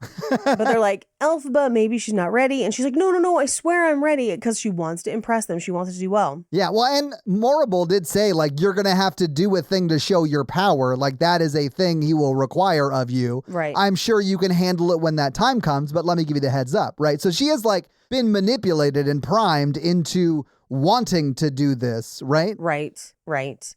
So she opens the Grimoire and she can immediately start reading it. Yeah. She understands it. It's almost reflexive. But as she does that, and they kind of stop her and they're like, hey, Chistery's always looking at the birds. So like, hey, before you go any further in the book, let me tell you a quick story about my monkey guard here, which I thought was very funny. I mean, I know why he's doing this, but it is like hey, hang on one second. Let's talk about my monkey for a second. And then he does like, hey, he really wants to fly. Can you help him out with that? And I do love that the book is like, oh shit, I got a spell for that, because the book is like switching pages on its own for it. I did think that was very funny. I have an interesting view of the Grimoire where I think it is all-knowing and knows the things that have to happen to bring about the collapse of the wizard. And it knows that this is one of them. Oh, interesting. I didn't think it was anything more than just it reading the person in front of it. It could, and yes. it wanting to help that person in any way it can. So it like is aware enough to know what Elphaba wants and then contextually what's going on in the scene so it can know the right spell. But I don't know. I mean, it could be more than that. That could be. I feel like that's also an accurate reading because that would explain some of the, let's call them Faustian gambits that happen in subsequent spell work in this story where it's like... Yeah, because I read it more like a genie's bottle, if that makes sense. Sure, yeah. In a way. Well, yeah, because what will be clear is that levitation is one of Elphaba's strongest spells. That comes about a lot more. But in further spells, future, where she wishes for someone to have their bones never break and never die, what does that show up as, right? Yeah. And, to like work with someone who is being heartless, what does that show up as? Because those are not necessarily the like things that she deliberately asked for, but that is what the Grimoire gives her. Yeah. So, but it gives Chistery wings, which seems to hurt Chistery. And she's like, how do I undo it? How do I stop it? And they're like, you can't undo magic from the Necronomicon or whatever. Now, here's the thing. I don't know if that's true. And I only read 2 of the books. I don't know if it's true either. So I don't know. I don't know if it's true either. Yeah. But she finds out that not only did she wish it for Chistery, all of the monkeys now have wings. And this is where the wizard and Madame Morrible reveal that that's essentially their drones. Like, they want eyes in the skies. They have zero chill about it. Like, the person they have been manipulating for, like, I don't know, 6 months or whatever to do this thing has just done it. And they're immediately like, great, now we have flying spies. Yes. Like, revealing very clearly in front of the person they manipulated that they manipulated her. And you can see on her face, she looks like as devastated as like Oppenheimer would have been if he thought he had been working on a big paperweight. Yes. You know what I'm saying? Yes. And he got a call like, wait, it was a what now? Yeah. It was a bomb. I am become death now? Yes. It was an A what bomb? Yeah. She's like, hey, if that's what you wanted, why didn't you just do it yourself? And realizes because they couldn't. Yeah. They couldn't read the Grimoire. They have no real power. I love that she knows it right away. Yeah. She calls it right away. And goes running with that book. And so Madame Morrible sicks the monkeys on her. It is like, if you value your families, be loyal to the wizard. Yeah. Brutal. Yeah. Now, they kind of chase her through this hallway. They're breaking through the windows. One of them steals Galinda's jacket. And if you watch the second film, and I know because I've seen screenshots of this, that monkey is wearing that jacket through the second film. Hell and yeah. I think that's fucking awesome. Yeah. But this is where we get Defying Gravity, the most famous song of the entire play, because this is essentially like, and Madame Morrible basically told Galinda, like, if you want to feel useful, bring her back. So Galinda has chased her. And it is their fight of Elphaba being like, no, I am committed to my principles. Even if I end up on the wrong side of the most powerful people, I cannot, in good faith, go along with this. Yeah. And Galinda saying, well, just say you're sorry. We'll figure it out. Yeah. I'm sure they're not that bad. Just say you're sorry and come back. It'll be much easier living with the wizard. Right. Like, don't you want to still be with the wizard? And Elphaba's more or less like, bitch, I am the wizard. Yes. Like, that motherfucker ain't shit. Like, what are you talking about? Mama, I am a rich man. Yes. Yeah, exactly. It's so that energy. It is kind of kind, like she's not mean about it, but she's like, that's not the wizard. Right.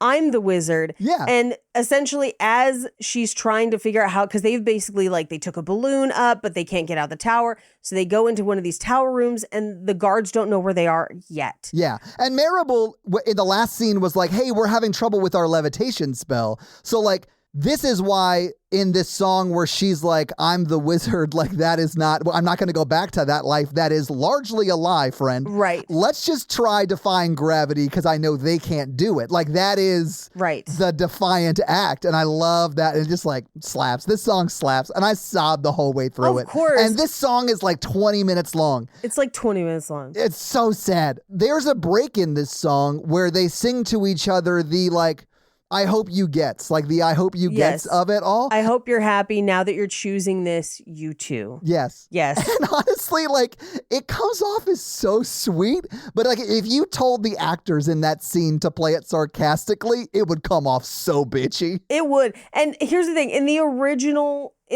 play, it's also played as sweet and it's very, very sad. And it is the act end, right? Of like, it is two people being like, I can't go with you. Yeah. And I wish I could, but I can't. So I wish you well for whatever you're going to do because I can't do it with you. But it's two people who I think to various levels love each other. Of course. Who are like, hey, I can't not be myself and not live the way I have to live to be authentically me. Right. So I'm leaving. Do you want to come with me? She even says, get on the, I almost said umbrella. She's not Mary Poppins. Do you want to come out of the closet? Yes. And onto the broom? Yes. Yes. Exactly. And then it's the other side of that of like, I am not yet ready to do that. I have to stay. I'm too scared to do that or whatever you think her motivations are. I think she's scared. Yeah. But it is so sad. It is very happiest season, honestly. I think it is both very sad in the sense of, I think Galinda is scared, right? Like that's definitely a part of it. But I think there is also, because everything has always worked out for Galinda because of her privilege. Yeah. She trusts in that privilege too much. She's always benefited from the system to turn her back on it. Exactly. And this person who is othered by society for, in this movie, it's for being green, but it could literally be anything that makes you othered. Yes. She knows better. She knows the system sucks because she's been screwed by it forever. Yes. Yeah. Yes. But this is where we get the, like, so if you care to find me,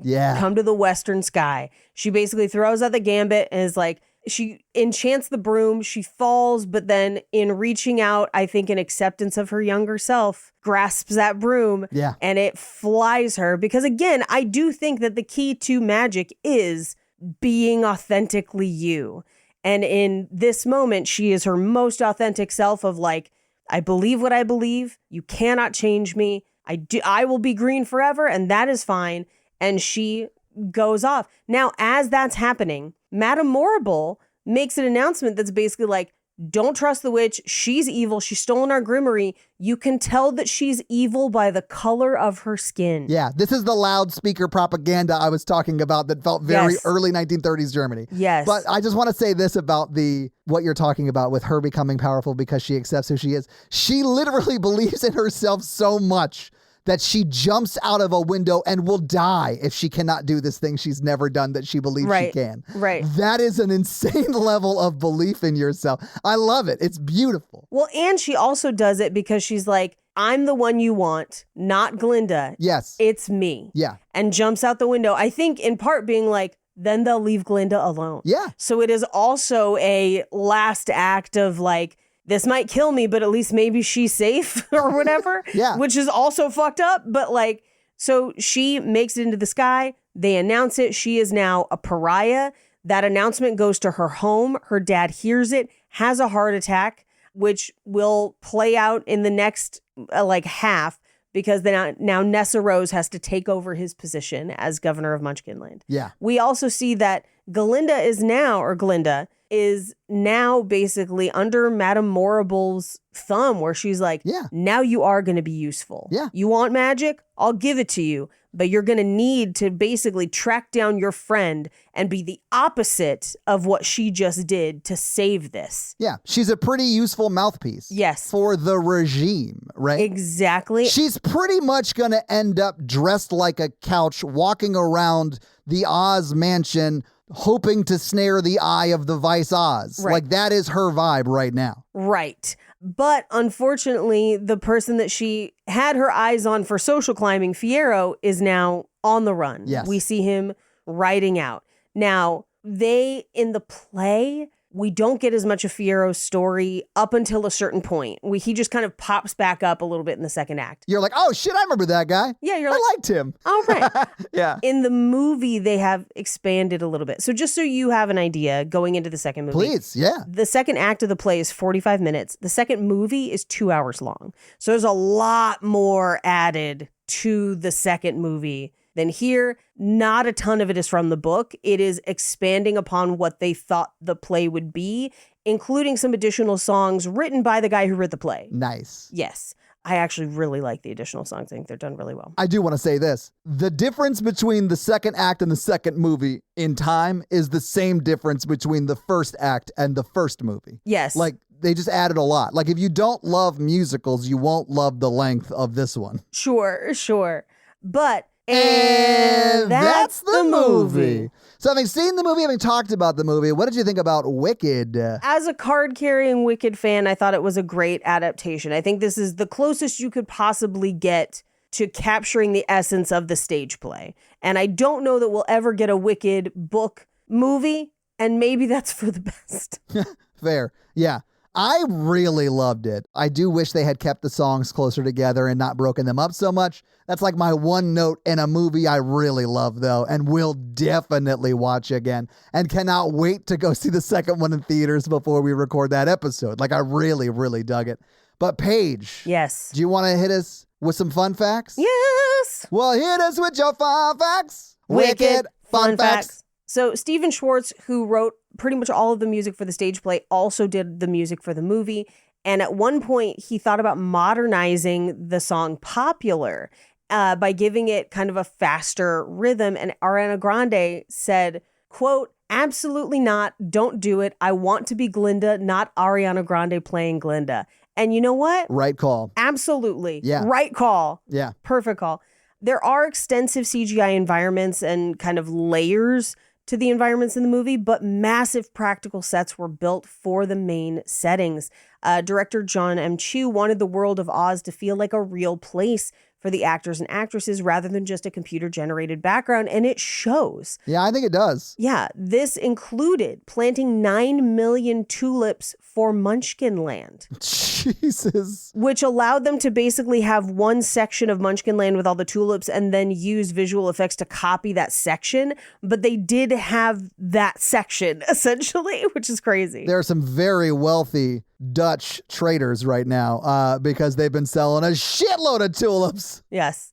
Now, this is going to maybe shock you a little bit. And I do think that they, in post, probably added some pre-recorded things. But Ariana Grande and Cynthia Erivo are both very skilled at singing live. They sing live for their job. Like, that is their whole thing. They insisted on singing live during filming, which normally you and I are like, do not do that. It's bad for the movie. Some people can do it. Some people can do it. They can do it, great. And they did. Yeah. So for almost all of the songs that you hear them singing, at least some or part of the live recording is what you're hearing, which is bonkers. But that's also why, I don't know if you saw it, they did a live performance leading up to the second movie where they sang some of the songs live. And it's incredible because, like, I'm sure it is, yeah. They're both live performers. If you have not had the chance to peek on YouTube and Threads and where it all ended up of Cynthia Erivo doing Jesus Christ Superstar at the Hollywood Bowl, holy shit. Like, I don't even like that play. And it was so good. I was like, Jesus Christ, she's a superstar, right? Right. Well, and she played Jesus Christ and she does an incredible job. It's so good. Anyway, so to help promote the movie on the day of its UK release, Jeff Goldblum sat in London's St. Pancras International Railway Station playing the piano just for the public and tourists, like as a busker. Well, yeah, there it is. There you go. That's so cool. Yeah. He's just like playing like, Jeff, what are you doing? Go see my movie. Go see my movie. As if they needed to promote it. It's fucking wicked. Like, I know. Elphaba, the name of the Wicked Witch, was created by taking the phonetic pronunciation of the original Wizard of Oz author L. Frank Baum's initials, LFB. Ah, cool. Elphaba. Yeah. The horse Fiyero rides in the film is Jack, which is also his horse from Bridgerton, because Jonathan Bailey has said that he feels a connection to Jack when making Bridgerton, so he asked to ride Jack in this movie, and in this one, Jack got to talk, which I think is really fun. They were like, can he talk? And he's like, yeah, he's the best. So they just they hired him on the spot. Yes. Jack's father, Ed, is a renowned Hollywood legend, Paige. His name was Ed. You probably heard of him. Yeah. Of course. You may not know that joke, but your parents or grandparents are going to love it. Whoever watched TV when there were only 3 channels, they're going to love that joke. Yeah, they're going to love that joke. So according to director John Chu, several birds had built nests in the constructed forest set. What? And would sing along with Cynthia Erivo when she was performing I'm Not That Girl. Oh. And so production assistants had to project calls from birds of prey in order to quiet the birds before they could film. They literally had to record a hawk doing the hawk equivalent of shut up before they would do a take. Yeah, or just like a fake hawk carrying a fake bird just on a string through the forest. So Ariana Grande wanted Bowen Yang to play Fanny. And when Bowen Yang said that he wasn't allowed to shoot a movie during the SNL season, which is true. It is. Ariana Grande personally called Lorne Michaels to beg, which allowed them to eventually work out a schedule where Bowen Yang would fly in and out of the country once a week. Oh, Jesus. Absolutely brutal. Lauren was like, you can have him from Sunday morning at 12:01 a.m. until Monday noon. Exactly. Great. It's like he's in the room. I know. So while the leads were singing live, the vocals for the ensemble parts, so that's all of your students and everything around, were pre-recorded by Broadway performers, including many of whom had been in Wicked on Broadway, as opposed to singing live on set. I wondered if they were going to do something like that. Yeah. It's probably why it sounds so damn good. I know, right? And they did have, the ladies who were in it on Broadway in the movie too, so they clearly had some love and reverence to the original cast, I think. I love that. The shadow that Elphaba's hand makes when she's training with Madame Morrible is the same kind of shape as the famous photo of Margaret Hamilton, who was the Wicked Witch from the original Wizard of Oz, the 1939 version. Yeah. Similarly, we brought up the ruby slipper Easter egg. In that scene in Popular, she also taps them together 3 times. So it's like a double Easter egg, essentially. So the original Elphaba and Galinda, Kristen Chenoweth, and Idina Menzel, quote, said that she didn't need to give Cynthia Erivo advice because, quote, she's killing it. She's a force of nature in her own right. I love that. I love people being like, no, make it your own, and it's great. Yeah. So good. Now, I have mentioned many times that the book is very different from the movie. However, Gregory Maguire, who wrote the book and is the basis of the musical, loved the movie and said that he really appreciates how the film heightened the story's themes that he felt were very important. He also really loved that they cast Cynthia Erivo as Elphaba. And Lorna Luft, who's the daughter of Judy Garland, who obviously was in the original Wizard of Oz, and who has been on this podcast in Grease too, said it was, quote, breathtaking to look at and everything I wanted it to be, which is very fun. Yeah.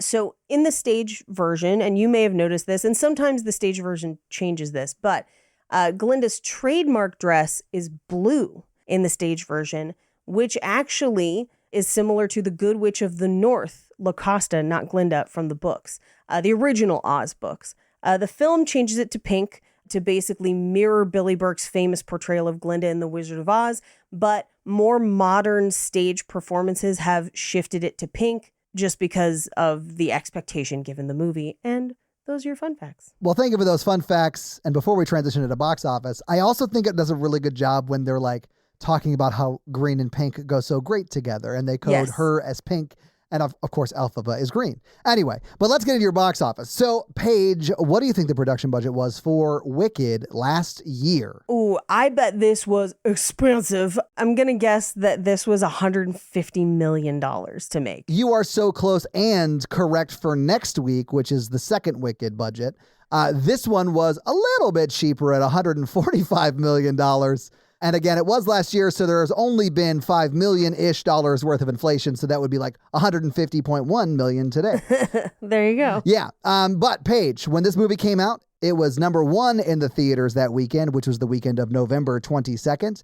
Obviously, that's a great time for a movie to come out, which I believe, that's the Thanksgiving week. Yep. What do you think it brought in that weekend when it was number 1? But let me tell you who it beat first, because it was number 1. Gladiator 2 was number 2. Red One was number 3. Bowenhofer, Pastor, Spy, Assassin was number 4. And Venom, The Last Dance, which I believe is about him learning to dance with a girl in high school. I can't remember. I didn't see it. Oh, that's Save the Last Dance. Never mind. But what do you think Wicked made that opening weekend when it beat all those movies? I'm going to say opening weekend, this makes $45 million. Paige.